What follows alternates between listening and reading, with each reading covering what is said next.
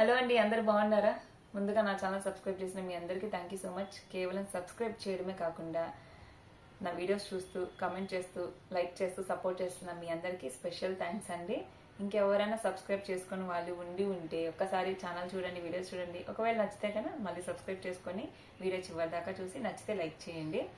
ఈరోజు వీడియో ఏంటంటే, మొన్న జ్యోతిష్యం నమ్మచ్చా, జాతకాలు నమ్మచ్చా నాకు వీడియో పెడితే దానికి కొన్ని కమెంట్స్ వచ్చాయి. అక్క మీరు ఏ పేజ్లో చూస్తారు, ఎలా చూస్తారని కొంతమంది అడిగితే, పుట్టినప్పుడు లేవు పోయినప్పుడు మధ్యలో ఎలా వచ్చాయన్నారు. మీకు ఎవరికైనా దీని గురించి తెలియకపోతే ఆస్ట్రాలజీని వికీపీడియా చూడండి, దాని డీటెయిల్స్, ఇది ఏ శతాబ్దంలో వచ్చింది, దీన్ని ఎవరు రచించారు నాకు తెలిసి ఇక్కడ అయితే ఒక లైన్ ఉంది. 6 వేదాంగాలలో జ్యోతిష్యం ఒకటి, ఇప్పటికీ ఆదరణ పొందుతున్న ప్రాచీన శాస్త్రం వరాహమిహిరుడు. మొట్టమొదటిగా జ్యోతిష శాస్త్రాన్ని గ్రంథ రూపంలో వరాహమిహిరుడు అందించారు. సో ఇవి మీకు అందరికీ సైన్స్ తెలుసు. సో ఇది ఇప్పటిది కాదు, ఎప్పటిదో. గ్రహాలు మీకు తెలుసు తిరుగుతాయని, నక్షత్రాలు, ఆకాశం ఇవన్నీ మీకు తెలుసు కదా. మనం పుట్టినప్పుడు ఒక్కో ప్లానెట్ ఒక్కో ప్లేస్లో ఉంటుంది, ఒక్కో గ్రహం వచ్చేసి ఒక్కో నక్షత్రంలోనో ఒక్కో రాశిలోనో ఇలా ఉంటాయి అనమాట. దాన్ని బట్టి ఏదైతే మనం పుట్టినప్పుడు గ్రహాల పొజిషన్ ఒక ఫోటో తీస్తే అదే మన జాతకం. అంటే ఇప్పుడు నేను పుట్టినప్పుడు ఫర్ సపోజ్ చంద్రుడు, వీళ్ళు హౌసెస్ ఉంటాయి అనమాట. మేషం, వృషభం, మిథునం, కర్కాటక, సింహం, కన్య, ఇలా 12 రాశులు, దాన్ని ఒక హౌస్ అంటాం. సో చంద్రుడు ఫర్ సపోజ్ కొంతమందికి 10th హౌస్ లోనో, సూర్యుడు 11th హౌస్ లోనో, లేకపోతే 5th లో బుధుడు, అంటే ఆ గ్రహం ఆ రాశిలో ఉందని అర్థం. దాంట్లో మళ్ళీ ఇంకా డెప్త్ చాలా ఉంటుంది, అవన్నీ వదిలేయండి. సో మీ అందరికీ సైన్స్ తెలుసు కదా. ఈ గ్రహాలు తిరిగే దాన్ని బట్టే మన ఫ్యూచర్ ని ప్రెడిక్ట్ చేస్తారు. మనం పుట్టినప్పుడు గ్రహాలు ఏ స్థితిలో ఉన్నాయి ఫోటో తీస్తే అదే మన జాతకం. సరే, భవిష్యత్తు ఎలా చెప్తారంటే, ఆ గ్రహాలు అప్పుడు అలా ఉన్నాయి, ఇప్పుడు తిరిగే దాన్ని బట్టి ఆ రెండింటిని కలిపి ఎలానో చెప్తారు. నాకు 1% నాలెడ్జ్ ఉంది, చాలా చాలా డెప్త్ ఇది అనేది.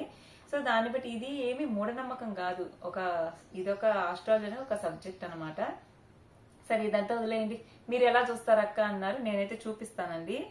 నాకు ఇది అసలు 0 నాలెడ్జ్ అండి. 2020లో నేను దీంట్లోకి ఎలా ఎంటర్ అయ్యాననేది చెప్తాను. అంటే ఈ జాతకాలు ఇదంతా సో నేను ఎలా చూస్తాననేది చెప్తాను అనమాట. నాకు 1% నాలెడ్జే ఉంది, బట్ నేను నాకున్న నాలెడ్జ్ని మీకు షేర్ చేస్తాను.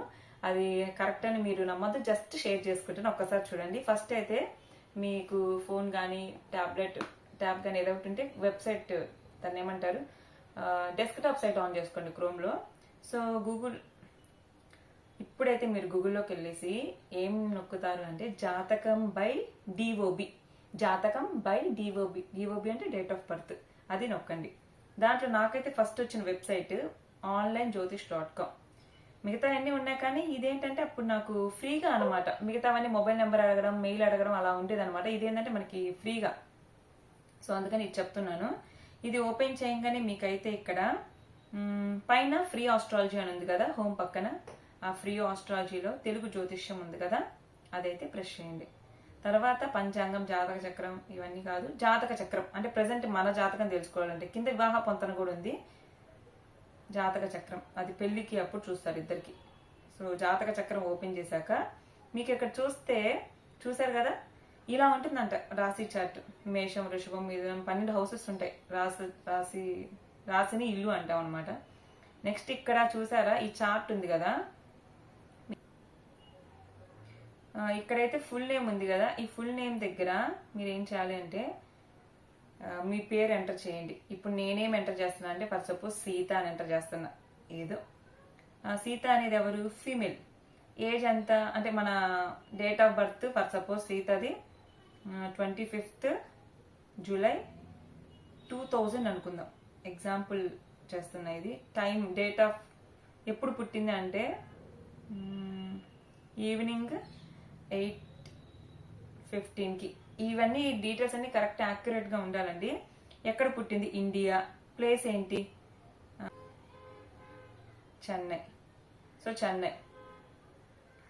నెక్స్ట్ ఏం చేసి ఒక్కసారి చెక్ చేసుకోండి, నేమ్ మేలా ఫీమేలా, బర్త్ అంటే date of birth details, day, month, year, correct time, ఇండియాలో ఏ ప్లేస్.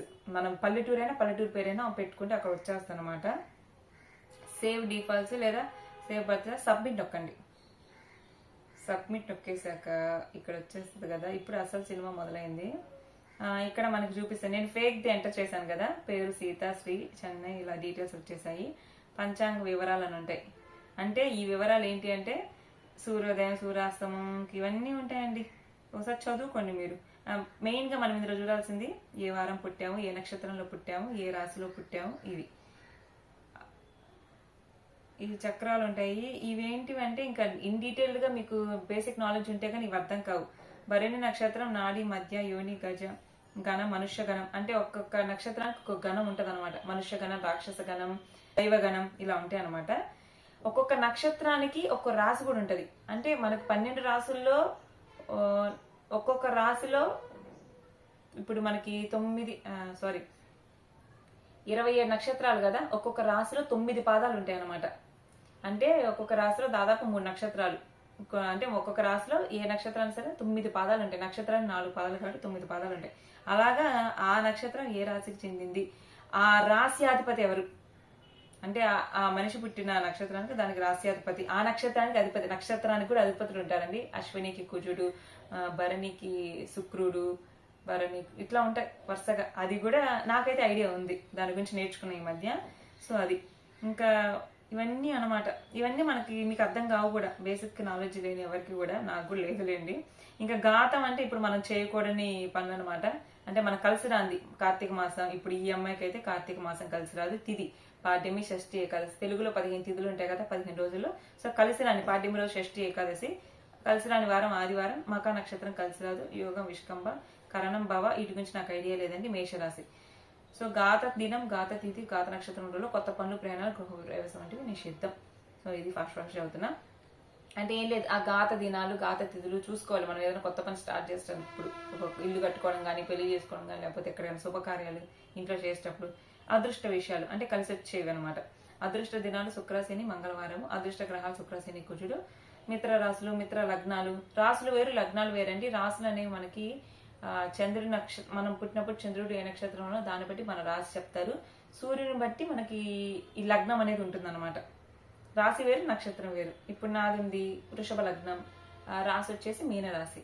అలాగా కొంతమంది లగ్నం రాశి రెండు సేమ్ అయి కూడా ఉంటాయి. ఏ దైవం అనుకూలం ఇవన్నీ కూడా చూడండి. మిత్ర లగ్నాలు, జీవన రత్నం, అనుకూల దైవం, ఇవన్నీ అదృష్ట దిశ, అదృష్ట సమయం, అనుకూల సంఖ్యలు, ఇవన్నీ కూడా మనకు సంబంధించి గ్రహస్థితి. ఇవన్నీ కూడా మీకు అర్థం కావు. బేసిక్గా ఏంటంటే జస్ట్ మీకు చూపిస్తున్నా. అంటే బేసిక్గా మీరు ఈజీగా చదువుకోగలిగి కొన్ని చూపిస్తా. ఇవన్నీ మీరు ఒక్కొక్కటి ఓపెన్ చేసి చక్కగా చదువుకోవచ్చండి. ఇవి అసలైనవి. జాతకం చెప్పాలంటే ఈ చార్ట్. ఫర్ ఎగ్జాంపుల్ నాకు తెలిసినంత వరకు చెప్తాను. ఇప్పుడు ఇది ఎలా చదవాలి అంటే, ఇప్పుడు మీకు ఐడియా లేదనుకోండి, ఈ లగ్న చక్రం ఉంది కదా D1 అనేది, దీన్ని చూసి మన పర్సనాలిటీ ఏంటి, మన బిహేవియర్ ఏంటి, మన ఎలా ఉంటాం, అందంగా ఉంటామా, మనం ఎలా మన బాడీ ఉంటుంది అని చెప్పేస్తారు. ఇక్కడ రెట్రో అనేది కదా, అంటే గ్రహాలు వక్రగతిలో తిరగడం. నెక్స్ట్ వచ్చేసి కంబస్ట్ అంటే అస్తంగతం అవ్వడం అనమాట. సో ఇక్కడ లగ్నం ఏది అంటే లా అని ఉన్నది లగ్నం. ఈ లగ్నం నుండి క్లాక్ ఎలా తిరిగిద్ది, లగ్నం నుండి క్లాక్ ఎలా తిరిగి అంటే మనకి క్లాక్ ఇలా ఈ డైరెక్షన్ తిరిగిద్ది కదా సవ్య దిశలో. సో లగ్నం నుండి కూడా లగ్నాన్ని ఫస్ట్ హౌస్ అంటారు. తర్వాత లగ్నం నుండి నెక్స్ట్ 12 అనేది కదా, ఇక్కడ ఏంటంటే జస్ట్ మేషం, వృషభం వాటికి సంబంధించి 1 నుండి 12 ఇచ్చారు. కానీ మనం లగ్నం నుండి లెక్కేసుకోవాలి. లగ్నాన్ని 1గా లెక్కేసుకొని లగ్నం తర్వాత 2, చంద్రుడు 3వ ఇంట్లో ఉన్నాడు, 4వ ఇంట్లో గురుడు శని, 5వ ఇంట్లో బుధుడు, 6వ ఇంట్లో సూర్యుడు, కుజుడు, శుక్రుడు, రాహు, 4 గ్రహాలు ఉన్నాయి. 6 తర్వాత 7, 8, 9, 10, 11, 12వ ఇంట్లో కేతు ఉన్నాడు. సో ఇలా హౌసెస్ లెక్కేస్తారు. సో దీన్ని బట్టి నేను ఎలా చూస్తానంటే, ఇప్పుడు వీళ్ళ లగ్నం ఏంటి, ఇది ఏ రాశి, కుంభరాశి. సో కుంభ లగ్నం, వాళ్ళది కుంభ లగ్నం. సో మనం ఏం చేయాలి, ఇప్పుడు దీని గురించి డీటెయిల్స్ కావాలంటే యూట్యూబ్లోకి వెళ్ళేసి కుంభ లగ్నం లేదా గూగుల్లోకి వెళ్ళేసి కుంభ లగ్నం అని కొట్టేస్తే మనకి డీటెయిల్స్, క్యారెక్టరిస్టిక్స్ అన్ని వచ్చేస్తాయి. లేదా యూట్యూబ్లోకి వెళ్ళి కుంభ లగ్నం ఎలా ఉంటుంది అంటే వాళ్ళ ప్రవర్తన ఏంటి, వాళ్ళది ఏంటని చెప్తారు. కానీ అది కూడా 99%. మిగతావన్నీ కూడా గ్రహాల స్థితిని బట్టి చెప్తూ ఉంటారు. ఇప్పుడు నేను ఎలా చూస్తానంటే, ఇంకా డీటెయిల్గా అన్నీ ఉంటాయండి. ఇవి మనం చూడాల్సిన పనిలా. మీకు కింద డీటెయిల్స్ ఇచ్చుంటారు, జాతక ఫలితాలని ఇచ్చుంటారు. మీరు కుంభలగ్నంలో జన్మించారు, లగ్నాధిపతి శని 4వ భావంలో ఉన్నాడు. సో ఇవన్నీ చదువుకుంటే మీకు అర్థమైద్ది. మీకు ఇవన్నీ మీ గురించి అనమాట. మనం ఎంటర్ చేసింది అనమాట. మన శరీర తత్వం ఎలా ఉంటుంది, మనస్తత్వం ఎలా ఉంటుంది, ఇష్టాలు, అయిష్టాలు, బలాలు, చదువు, ఆరోగ్యం, వివాహం, ఇదిగో వివాహం ఎలా ఉంటుంది, కుటుంబం ఎలా ఉంటుంది, ఇవి ఉంటాయి అనమాట. జాతక యోగాలు అంటే గ్రహాల కలయికను బట్టి కొన్ని యోగాలు ఏర్పడతాయి అనమాట. భావాలు చెప్పాను కదా, first house, second house, third house అంటే ఒక్కొక్క భావం. ఇది లగ్నాధిపతి శని 4వ భావంలో ఉన్నాడు, ఇది ఫస్ట్ హౌస్, రెండవది సెకండ్ హౌస్, ఇలా ఉంటాయి అనమాట. మీరు ఇందులోకి వెళ్ళి చదువుకోండి, మీకు అంతా అర్థమయ్యింది. ఇంకంతే నేను చెప్పగలిగింది. ఇంకా మీకు ఇంకో విషయం చెప్పాలి. ప్రస్తుత జాతకాన్ని ఎలా చెప్తారు అంటే, మనకి ప్రస్తుతం ఉన్నదాన్ని ఒక్క నిమిషం, ఇక్కడ వింశోత్తర దశలను ఉన్నాయి కదా, ఇది కాదు, చివరిలో ఉంటుంది దశాంతర దశ ఫలితాలని. ప్రస్తుతం ఇవేంటంటే మనం పుట్టినప్పుడు ఏ దశలో పుట్టాము అంటే, మనం పుట్టినప్పుడు చంద్రుడు ఏ నక్షత్రంలో ఉంటే ఆ దశ, అట్లా అనమాట. అదే కరెక్ట్ అనుకుంటున్నా. సో ఈ దశలో మీరు చూస్తే ప్రస్తుతం చూద్దామండి, ఈ సంవత్సరము 2025 ఎక్కడుంది, సరే 2025 నవంబర్ 11 కదా. కుజుడు మహాదశ అంటే దశలు ఉంటాయండి. కుజ మహాదశ, ఫస్ట్ కేతు మహాదశ, తర్వాత శుక్రుడు, సూర్యుడు, చంద్రుడు, కుజుడు, రాహువు, గురువు, శని, బుధు, ఇవి దశలు. అంటే ఒక్కో దశకు ఒక టైం ఉంటుంది అనమాట. అంటే కేతుకు ఒక 7 సంవత్సరాలు, కుజుడికి ఒక 7 సంవత్సరాలు, శుక్రుడికి ఒక 20 సంవత్సరాలు, గురువుకి ఒక 16 సంవత్సరాలు, శనికి ఒక 19 సంవత్సరాలు, రాహుకు ఒక 18 సంవత్సరాలు, బుధుడికి ఒక 17 సంవత్సరాలు, ఇలా వాళ్ళ టైం ఉంటుంది. సో ఇప్పుడు కుజ మహాదశలో శుక్రుడి భుక్తి అంటే ఇప్పుడు మన జాతకం ఎప్పటిదాకా 2027 జనవరి 24 దాకా ఎలా ఉంటుంది అనేది ఇది చదువుకుంటే అర్థమైపోయింది. ఇక్కడ ఎలా ఉంది, కుజమహాదశలు శుక్రాంత దశ ఉంది, మీ జీవితంలో కొన్ని మార్పులు తీసుకురాగలదు. ఇవన్నీ చదువుకుంటే మనకు అర్థమయ్యేది. చివరిలో ఈ దోషాలన్నీ చెప్తారు ఎలా ఉంటుంది అనేది, పరిహారం కూడా ఉంటుంది. ఇప్పుడు నాకు కేతు మహాదశ జరుగుతుంది, పరిహారం ఏంటి, గణపతి అష్టోత్తరం చదువుకోవడం, రోజు కేతు మంత్రం జపం చేయడం, ఇవి పరిహారాలు. ప్రతి దానికి పరిహారాలు ఇచ్చుంటారు. సో నాకు అర్థమైనంత వరకు నేనైతే చెప్పాను. అంటే ఈ ప్రెసెంట్ టైంలో మన జాతకం ఏంటంటే ఇక్కడ ఉన్న దశ అంతర్దశను బట్టి, ఇప్పుడు కుజ మహాదశ 7 years లో ఇప్పుడు నడిచే అంతర్దశ ఏంది, శుక్రుడిది. సో శుక్రుడు దశ అనేది మనకి ఒక 2 సంవత్సరాలు ఉంటుంది. తర్వాత కుజ దశలోనే సూర్యుడి దశ స్టార్ట్ అయింది. ఇలా నేనేం చేస్తాను, ఇప్పుడు లగ్న చక్రం ఉంది కదా, ఫర్ సపోజ్ ఇక్కడ ఫస్ట్ లగ్నం నుండి 1 2 3 4 5 6 6వ స్థానంలో సూర్యుడు, కుజుడు, శుక్రుడు, రాహు ఉన్నాడు. నేనేం చేస్తాను, యూట్యూబ్ లోకి వెళ్ళేసి sun, Saturn, Rahu, Kuja conjunction in 6th house అని కొడతా, ఒక వీడియో వస్తుంది తెలుగులో అని కొడతా. సో MS ఆస్ట్రాలజీ కానీ ఈ వీడియోస్ ఉన్నాయి, వాటిలో వచ్చేస్తుంది. అంటే మీకు ఈ బేసిక్ అనేది తెలియకపోతే మీరు యూట్యూబ్ లో కూడా వెళ్ళి సెర్చ్ చేసి ఇన్ఫర్మేషన్ తెలుసుకోలేరు. లగ్నం ఇంక ఇవన్నీ లేదు. 3rd house చంద్రుడు ఉన్నాడు, ఇక్కడ మూన్ ఇన్ 3rd house అని కొడితే ఒక వీడియో వస్తుంది, రిజల్ట్ ఏంటి అని ఉంటుంది. కానీ వాళ్ళు చెప్పింది దానికి కూడా మనకు ఇంకోటి ఉంటది, ఆ చంద్రుడు ఏ గ్రహాలను చూస్తున్నాడు, చంద్రుడిని ఏ గ్రహాలు చూస్తున్నాయి, చంద్రుడు స్వక్షేత్రంలో ఉన్నాడా, ఉచ్చ స్థానంలో ఉన్నాడా, నీచ స్థానంలో ఉన్నాడా, మిత్రక్షేత్రంలో ఉన్నాడా, చాలా చాలా చాలా ఉంటుందండి. మీకు ఇవేమి అర్థం కాకపోతే సింపుల్ గా మీకు ఇక్కడ ఓపెన్ చేసుకొని చదువుకోండి. వివాహం ఎలా ఉంది, ఆర్థిక స్థితి ఎలా ఉంది, అన్ని ఉంటాయి. లేకపోతే సప్తమాధిపతి ఎక్కడున్నాడు, భావాధిపతి లగ్నాధిపతి ఎక్కడున్నాడు, చతుర్థాధిపతి ఎక్కడున్నాడు, అన్ని డీటెయిల్స్ తెలుగులోనే ఉంటాయి. అవి చదువుకోండి, బేసిక్ ఐడియా వస్తుంది. అవన్నీ మీవే, అక్కడ ఏదైతే ఇప్పుడు ఈ వెబ్సైట్ చూపించింది అయితే అది మీ డీటెయిల్సే. ఇంకా నేను ఆస్ట్రాలజీ దేంట్లో నేర్చుకుంటున్నానంటే, రహస్య వైదిక ఆస్ట్రాలజీ అనేది RVI తెలుగు అని ఒక ఛానల్ ఉంటుంది, దాన్ని చూసి నేర్చుకోవడానికి ట్రై చేస్తున్నా. ఒక్కోసారి ఎక్కుతుంది, అర్థమవుతుంది, ఒక్కోసారి అసలు ఏమి ఎక్కట్లేదు. దాంట్లో ఏంటంటే మనకి చాలా చాలా క్లాసెస్ అయితే ఉన్నాయి ఫ్రీగా మొత్తం. కానీ వాళ్ళు కూడా అలా అలా చెప్తున్నారు. ఇంకేదైనా బుక్ తీసుకొని చదువుకుంటే కానీ మనకు అర్థం కాదు. సో నేనైతే ఇలా చూస్తాను, మీకు కూడా గందరగోళం అయినట్టుంది ఈ వీడియో అర్థం కాక. కానీ సింపుల్ గా ఇలా వెబ్సైట్లోకి వెళ్ళిపోయి మీ డీటెయిల్స్ ఎంటర్ చేస్తే ఒకటి వచ్చేస్తుంది చక్కగా. అక్కడ మనకి ఓపెన్ చేసుకుని నిదానంగా నేను చూపించిన చూసుకుంటే వివాహం ఎలా ఉంటుంది, ఇలా ఉంటుంది అని వస్తుంది. ఇంకా దశాంతర దశ డీటెయిల్స్ ఎలా అంటే ఇలా, ఇదేదో మీరు చూడండి, ఇదంతా చదవండి, నిజం ఇవన్నీ నేను నమ్మని మీకు చెప్పను. నేను ఎలా చేస్తాను చెప్పాను, కొంతమంది అడిగారు కాబట్టి. పరిహారాలు ఏం లేదండి, మీ దగ్గర డబ్బులు లేవనుకోండి, ఇక్కడే ఉంటాయి పరిహారాలన్నీ. ఇప్పుడు కేతుమాదశ నాకు జరుగుతుంది, పరిహారాలు చెప్పారు. ఏళ్ళనర్సనికి పరిహారాలు, వృద్ధులకు సహాయం చేయడము, కష్టపడడం, ఖాళీగా ఉండకుండా, లేజినెస్ అస్సలు సోమర్తనమే ఉండకూడదు.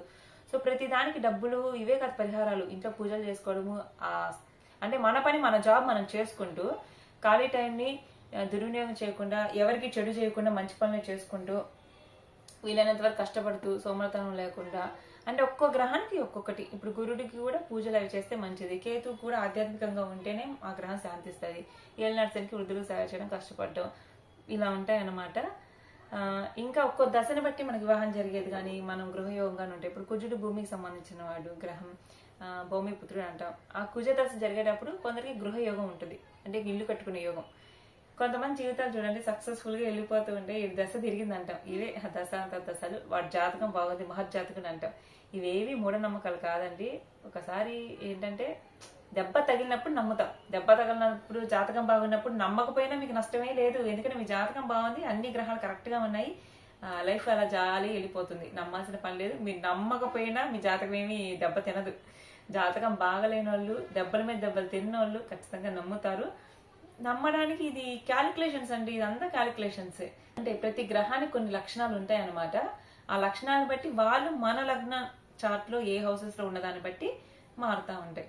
ఇలా ఉంటుంది అనమాట. నాకు తెలిసి చాలా గందరగోళం, నాకు చెప్పడానికి కూడా రావట్లేదు. సో నేనైతే ఇలా చూస్తానని చెప్తున్నా. వీడియో కానీ అర్థమైతే నచ్చితే లైక్ చేయండి. ఇంకా మీ డౌట్స్ ఉంటే కమెంట్ చేయండి, వీడియోలు చేద్దాం.